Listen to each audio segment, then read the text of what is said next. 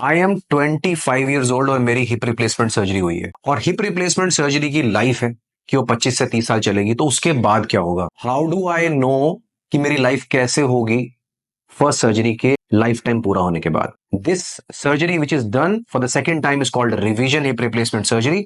And in this video I am going to talk to you that why do you need a revision hip replacement surgery and how successful it is.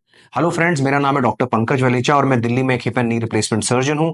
और पिछले 20 सालों में हमने 7,000 से भी ज्यादा hip and knee problem के patients को नॉर्मल लाइफ जीने में हेल्प किया है through our surgeries, through our treatment. Let's dive in friends. Revision hip replacement surgery के 6 कॉमन कारण होते हैं और मैं लास्ट में बात करने वाला हूं 2 सबसे इंपॉर्टेंट कारणों के बारे में। सो स्टिक अराउंड फ्रेंड्स। सबसे पहला कारण है लूजनिंग ऑफ द इम्प्लांट। ये सबके मन में रहता है। हर पेशेंट मुझे पूछता है जब भी एक्सरे दिखाने आएंगे ना 1 ईयर फॉलोअप पे, सर मेरा इम्प्लांट लूज तो नहीं हुआ ना? सो फ्रेंड्स, लूजनिंग इतनी जल्दी नहीं होती है और लूजनिंग तब भी नहीं होती है जल्दी से जब आपका इम्प्लांट बहुत अच्छी क्वालिटी का है। I always insist top quality implant डलवाना चाहिए भाई, चलने वाले हो उसके ऊपर। ठीक है, be conscious about the brand of your implant, not about your clothes. वो ज्यादा जरूरी है। If you have a top quality implant it will last longer. उसका वियर एंड टेयर कम होगा, वो कम घिसेगा तो लूजनिंग लेट होगी। So the most common reason of revision hip replacement surgery is aseptic loosening, यानी कि बिना इंफेक्शन के इम्प्लांट लूज हो गया। और अगर इम्प्लांट मेटल ऑन पॉली है तो जल्दी लूजनिंग होगी। इम्प्लांट सिरेमिक ऑन पॉली है तो और लेट होगी। Ceramic on highly crossing poly है तो और लेट होगी। सो ये तरीका है आपके इम्प्लांट की लाइफ को बढ़ाने का। करेक्ट। सो एसेप्टिक लूजनिंग का पता कैसे लगता है? पेशेंट्स को एक वेल फंक्शनिंग हिप के अंदर कभी ग्रॉइन में दर्द होने लग जाएगा या जांग में दर्द होने लग जाएगा, थाई में। सो थाई पेन अगर है तो इसका मतलब है कि आपका स्टेम शायद लूज हो रहा है। इसीलिए ये बहुत इंपॉर्टेंट है कि आप एवरी ईयर अपने सर्जन से मिलो और अपने प्रीवियस एक्सरेज के साथ मिलो ताकि वो कंपेयर किए जा सके कि इंप्लांट की पोजिशनिंग में कोई चेंज तो नहीं है। And if you got the best implant तो जनरली बहुत सालों तक कोई चेंज नहीं होता। That brings us to number 2 is related to first. Aseptic loosening जो होती है वो पुअर बोन क्वालिटी से भी होती है और पुअर बोन क्वालिटी के बहुत सारे कारण होते हैं, जैसे लेडीज के अंदर मीनोपॉज हो जाना या जिन लड़कियों का जल्दी हिस्टेक्टमी करना पड़ता है for any reason, that is a surgical menopause, यानी कि ऑपरेशन की वजह से आपके पीरियड्स बंद हो गए। That brings down your hormone level significantly and affects your bone quality. तो बोन क्वालिटी के ऊपर काम करना बहुत जरूरी है। बट वेयर एंड टीयर का जैसे मैंने बताया कि if you have got ceramic on highly crossed poly और सिरेमिक ऑन सिरेमिक इम्प्लांट तो वेयर एंड टेयर बहुत कम होता है। जैसे कि मैं आपको दिखा रहा हूं, ये बॉल हेड है सिरेमिक का, ये जो कप है इसके अंदर जो प्लास्टिक है ये हाईली क्रॉस्ड पॉली है। If my implant moves, ceramic head moves on highly crossed poly तो सबसे कम वेयर एंड टेयर होता है। और दूसरा जो मैंने बेरिंग सरफेस बताया that is ceramic on ceramic, इसके अंदर ये सिरेमिक लाइनर है और ये सिरेमिक हेड है, इसका भी वेयर एंड टेयर कम होता है। ठीक है।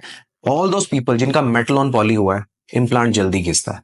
Get it in your minds. ठीक है, डिस्कस विद योर सर्जन। और अगर आप अफोर्ड नहीं करते हो 2 महीना वेट कर लो, पैसे इकट्ठे कर लो, सिरेमिक हेड लगवाना है। ठीक है, so that will reduce your wear and tear. ठीक है, दूसरा पॉइंट भी हो गया। नाउ द पॉइंट नंबर 3, ये बात है फ्रैक्चर की, यानी कि टूट जाने की। तो क्या क्या टूट सकता है? अगर घटिया इंप्लांट है तो इंप्लांट टूट सकता है। अच्छी क्वालिटी का इंप्लांट भी टूट सकता है अगर बहुत जोर का इंपैक्ट या बहुत जोर का ट्रॉमा हो जाए।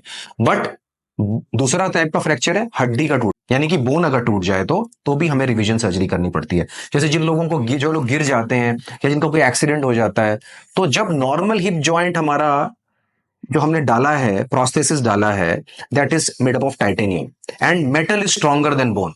सो generally when we see patients it's not that common, लेकिन जब भी मेरे पास पेशेंट आते हैं तो कॉमनली किसी एक्सीडेंट की वजह से उनकी नी के आसपास की बोन फ्रैक्चर हो सकती है या कोई और बोन फ्रैक्चर हो सकती है। यूजुअली इंप्लांट फ्रैक्चर नहीं होता। बट यस, अगर इंप्लांट अच्छी क्वालिटी का ना हो तो बिना किसी चोट लगे, बिना किसी गिरे, नॉर्मल चलने में भी इंप्लांट टूट सकता है and we have to do revision for those patients. And we feel really sad कि इतना बढ़िया इंप्लांट डला हुआ था, अच्छी पोजीशन में डला हुआ था, इसलिए ये सर्जरी रिवाइज करनी पड़ रही है बिकॉज इंप्लांट की क्वालिटी, स्टेम की क्वालिटी, नेक पे जो मेटल है इसकी क्वालिटी पुअर थी। ओके, तो अच्छी क्वालिटी का इंप्लांट लेना है। Again I am reinforcing. तो इंप्लांट का टूट जाना या बोन का फ्रैक्चर हो जाना, जिसको पेरीप्रोस्थेटिक फ्रैक्चर कहते हैं, यानी कि प्रोस्थेसिस के आसपास की जो बोन है वो टूट गई, उसके लिए सर्जरी रिवाइज करनी पड़ती है। अगर इंप्लांट मेरा वेल फिक्स्ड है तो प्लेट लगाते हैं, इंप्लांट वेल फिक्स नहीं है तो लॉन्ग स्टेम लगाना पड़ता है। ठीक है, I have so many videos on it, you can watch my live sessions and you will get to know about it. Okay, now we come to the top most discussed 2 causes of revision. इसमें सबसे पहला है, यानी कि number 5 पे है, recurrent dislocation. ठीक है, अगर हमारा कूला डिसलोकेट कर रहा है, ये मेरी बॉल है और ये निकलती जा रही है बार बार। रेकरेंट डिसलोकेशन का सबसे कॉमन रीजन होता है कि मेरे इंप्लांट की पोजीशनिंग ठीक नहीं है। तो सबसे पहले हम पेशेंट को इन्वेस्टिगेट करते हैं, उनका इन्फेक्शन रूल आउट करते हैं और उनको सीटी स्कैन कराते हैं ये देखने के लिए कि इंप्लांट की पोजीशन चेंज करनी है क्या। अगर इंप्लांट की पोजीशन चेंज करनी है तो that is the easiest thing and most predictable thing. मुझे पता है मेरे कप के पोजीशन ठीक नहीं है, I know my enemy, I know what I am fighting, तो मैं सर्जरी में जाके उस इंप्लांट को निकालूंगा using the best instruments to reduce the bone loss at the time of the surgery. ये इंप्लांट निकलेगा और आपका इंप्लांट बेटर पोजीशन में जाएगा and that will fix your problem. But it is not that easy every time. कभी कभी दोनों components change करने पड़ते हैं, कभी कभी पेशेंट की मसल्स डैमेज हो चुकी होती हैं प्राइमरी सर्जरी में और हमें स्पेशल तरह का इंप्लांट ड्यूल मोबिलिटी या कंस्ट्रेंट लाइनर यूज करना पड़ता है। सो इस वीडियो को सुनते हुए आपको कई बार लगा होगा कि ये चीज मैं कैसे कंट्रोल करूंगा, ये मैं कैसे डिसाइड करूंगा। तो आप उस चीज का ध्यान रखो जो आप कंट्रोल कर सकते हैं, जैसे कि choosing your surgeon, knowing about your implant. जब आप इन चीजों को सही चूज कर लेते हो rest of the things happen automatically. ठीक है, so always go for your surgery with a surgeon who can address all your issues, discuss in detail, see how experienced your surgeon is. And if you don't know how to choose your surgeon, अगर आपको लगता है कि मुझे कैसे पता लगेगा, then please go and watch my full series on how to choose your surgeon, which implant to choose, and you will find it very very insightful. Okay, number 6 पे आते हैं, infection, the most dreaded one. मेरे पास बहुत patients की queries आती हैं from all over India और वो अगर उनको इन्फेक्शन हुआ है तो दे नो कि क्या चल रहा है उनकी जिंदगी में। अगर कोई भी ऐसा पेशेंट इस वीडियो को देख रहा है जिसको इन्फेक्शन हो गया, unfortunately they know what they are going through. It is the longest path to recovery once you get infection. और इन्फेक्शन बचाने के लिए हर वो पॉसिबल चीज जो हम कर सकते हैं सर्जरी से पहले, सर्जरी के दौरान, वो हम करते हैं। एक अच्छा प्री ऑपरेटिव वर्कअप होना, जिसपे कि मैंने पूरा एक वीडियो बनाया कि कैसे हम प्री ऑपरेटिवली पेशेंट की बॉडी को ऑप्टिमाइज करते हैं सर्जरी के लिए, उसको प्रिपेयर करते हैं सर्जरी के लिए, उसको बेस्ट कंडीशन में लाते हैं सर्जरी को एक्सेप्ट करने के लिए। And then followed by good operation theatre, good surgical technique, good implant, good instruments, good well experience team and good pain management.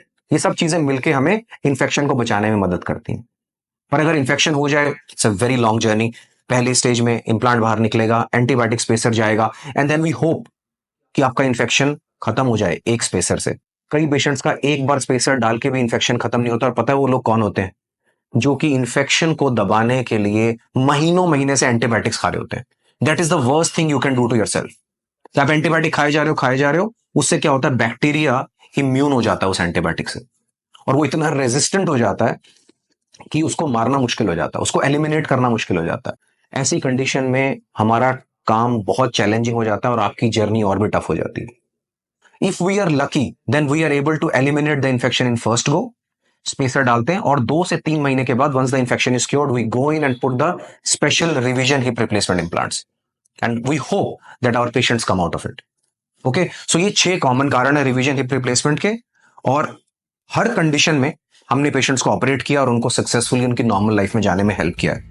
But it's a humble request from my side कि choose your implant, choose your surgeon, choose your hospital after thinking twice. सस्ता कई बार महंगा पड़ता है। I hope you understood it and I'll see you in the next video now. Thank you so much for watching.